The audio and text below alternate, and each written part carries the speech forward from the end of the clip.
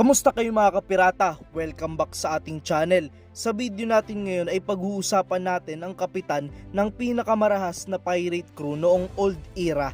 Walang iba kung hindi si Rax Decebec. At babanggitin ko din yung aking mga theory patungkol sa kanya. Pero bago yun, huwag niyong kalimutang i-like at i-share yung ating video. Mag-subscribe na din kayo at i-click ang notification bell para lagi kayong updated sa mga bago nating uploads. Dahil napakalaking tulong ng inyong subscription sa ating channel. Also, consider subscribing na din sa aking second channel na Emperor PH. Maraming salamat. Si Rax Decebec ay ang tinaguriang pinakamarahas na pirata noong old era. Siya lang naman yung kapitan ng pirate crew na tinatawag na Rax Pirates, na binubuo ng mga pirata mula sa old generation na talaga namang mga malalakas at mga nakakatakot. Not to mention, reveal dito na si Whitebeard, Kaido at Big Mom ang tatlong malalakas na pirata na namuno noon sa New World bago mamatay si Whitebeard, member nga ng pirate crew na ito.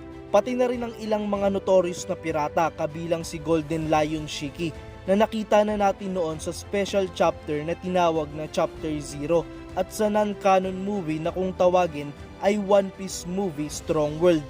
Pati na rin ang mga pirata na si The Silver Axe, Captain Jan at Wang Zi. Ang tatlong ito ay nakita na natin sa Thriller Bark Arc kung saan sila ay mga zombie na nilagyan ng anino ni Gecko Moria. Base pa lang sa scale ng mga members ng pirate crew na ito, malulula ka talaga sa umaapaw na kapangyarihan na bumabalot sa kanila. Dito natin may isip yung tanong na gaano ba talaga kadelikado yung kapitan nila na si Rax Decebec para pamunuan yung pirate crew na ito. Speaking of leadership, binuo nga ni Rax Decebec ang kanyang pirate crew sa Full Alid Island sa New World na tinatawag ding Hachinosu Island.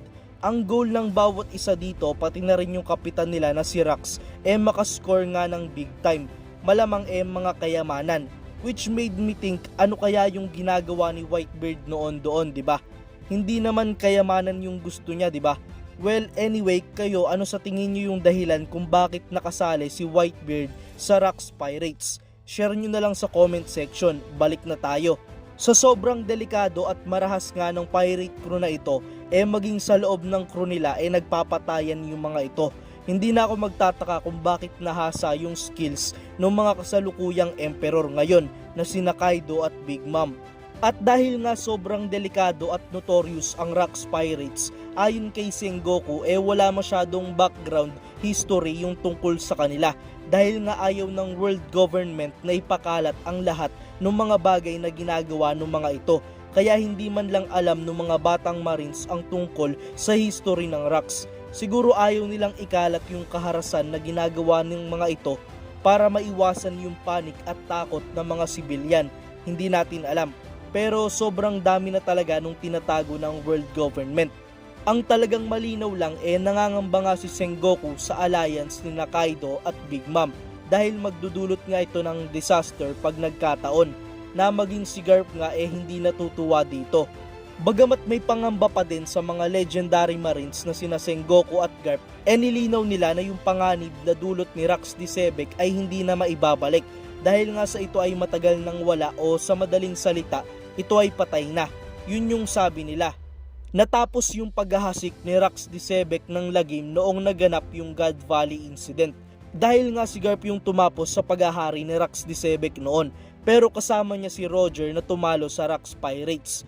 Dahil din sa insidente na ito ay tinaguri ang hero of the Marines si Garp, pero hindi niya ito masyadong gustong pag-usapan dahil nga sa dalawang dahilan. Yun ay siya ay tinulungan ng isang pirata which is si Goldie Roger, at pangalawa dahil sa siya ay nagpoprotekta sa mga Celestial Dragons noon na ayaw niyang gawin. Anyway, maging yung insidente na ito ay binaon na rin sa lupa ng world government para hindi na ito umalingasaw pa at mag-create ng panic sa lahat. Ang God Valley ay ang isla na highly protected ng world government na tinatago nga nila sa publiko. Pinaniniwalaan na yung God Valley ay dating lugar ng mga Celestial Dragons. Base sa ilang impormasyon at nagpapatibay pa nga dito, noong nangyari yung God Valley incident, nandoon yung ilang mga Celestial Dragons na pinoprotektahan ni Garp. At somehow napagdesisyonan ng Rax Pirates na pumunta sa God Valley sa hindi pa malaman na dahilan. Pero may ideya ako sa posibleng dahilan niya kung bakit siya nagpunta sa God Valley. Ito ay may kokonekta natin sa pangarap ni Rax Disebek. Yun ay ang maging king of the world. Teorya ko sa bagay na ito posibleng may ideya si Rax Disebek sa kung paano niya maaabot yung pagiging hari ng buong mundo. Iyon ay ang kapag nagawa niyang umupo sa tinatawag na empty throne. Kung matatandaan, pinakita sa atin noong Reverie Arc ang empty throne na isang sagradong trono na sinasabi kung sinong taong uupo dito ay siya yung tatawaging hari ng mga hari sa buong One Piece world. Kaya nga theory ko na ito yung habol niya para ma-fulfill yung kanyang pangarap o yung kanyang goal. Pero sa kasamaang palad nga hindi nga siya nagtagumpay dito. Dahil nga sa pagtutulong ni Garp at Roger natalo nila yung Rax Pirates at nag-disband nga yung Rax Pirates noong pagkatapos ng God Valley incident. At sinasabi na si Rax Disebek pati yung isla ng God Valley ay parehong naglaho matapos ng insidenteng yun. Ngayon pumunta na tayo sa aking teorya patungkol sa tunay na pagkatao ni Rax Disebek. Malinaw na sinabi ni Sengoku na si Rax ay hindi na nabubuhay pa. Pero ang nakakapagtaka dito wala silang kahit anong proof. Sa ngayon wala silang binanggit patungkol sa katawan o bangkay niya o kung saan nila nilibing si Rax Disebek. Ang sabi lang nila Sengoku wala na ito at kasama nga nitong naglaho yung God Valley. Ang nakakapagtaka pa yung katotohanan na yung isla ng God Valley kung saan namatay si Rax ay naglaho at hindi na makikita pa sa kahit anong mapa ayon kay Sengoku. Dito na papasok yung mga theory na posibleng buhay pa nga daw si Rax Disebek. Pero ito nga yung aking mga theory patungkol dito.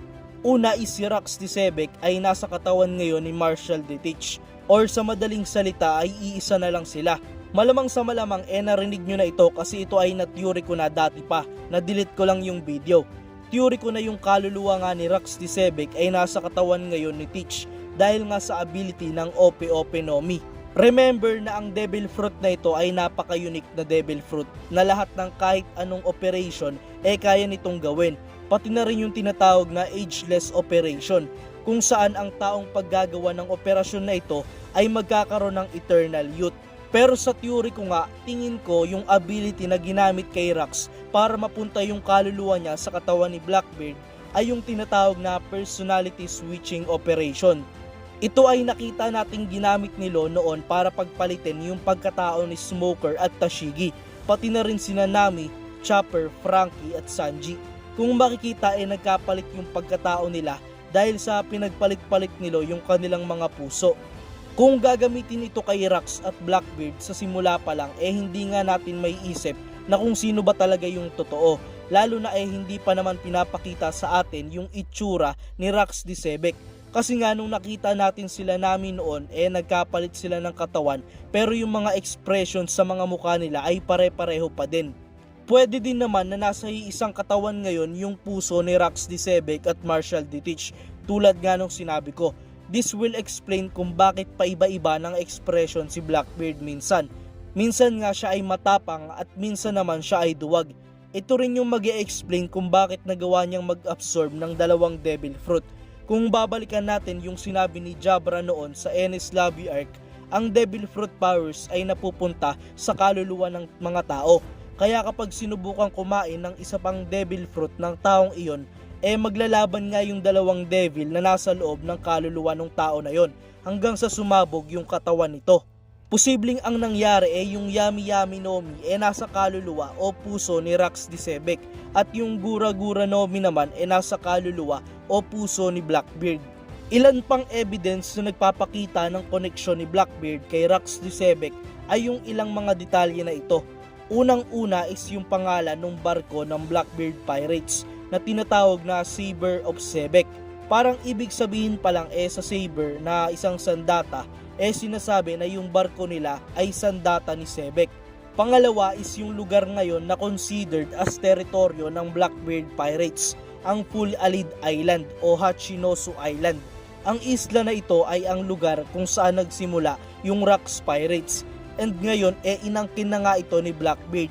Ilan lang yan sa noticeable details patungkol sa kanilang koneksyon.